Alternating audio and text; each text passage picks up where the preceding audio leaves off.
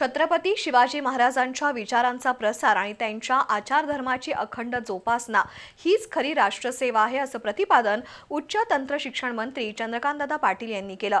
गावागावातील सार्वजनिक मंडळांनी छत्रपती शिवाजी महाराजांचे विचार अंगीकारून पुढील पिढीपर्यंत पोहोचवावेत, असं आवाहन नामदार पाटील यांनी केलं। राधानगरी तालुक्यातील खिंडी वरवडे येथे भारतीय जनता पार्टीच्या कार्यकर्ता मेळाव्यात ते बोलत होते। राधानगरी तालुक्यातील खिंडी वरवडे इथं भाजप कार्यकर्ता मेळावा पार पडला। भाजपाचे जिल्हा उपाध्यक्ष संभाजी अरडे यांच्या पुढाकारानं तालुक्यातील 112 सार्वजनिक मंडळांना छत्रपती शिवाजी महाराजांचा पुतळा देण्यात आला। नामदार चंद्रकांत पाटील, नाथाजी पाटील आणि भाजप नेत्यांच्या हस्ते हे वाटप झालं। गावागावात शिवस्वराज्याचा संदेश पोहोचवण्याचं कार्य संभाजी अरडे यांनी केलंय। छत्रपती शिवरायांचा पुतळा म्हणजे केवळ शिल्प नसून हा एक प्रेरणेचा शाश्वत स्रोत आहे, असं चंद्रकांतदादा पाटील यांनी नमूद केलं। येणाऱ्या जिल्हा परिषद आणि पंचायत समितीच्या निवडणुकीत भाजप आणि उमेदवार निवडून आणण्यासाठी प्रयत्न करा।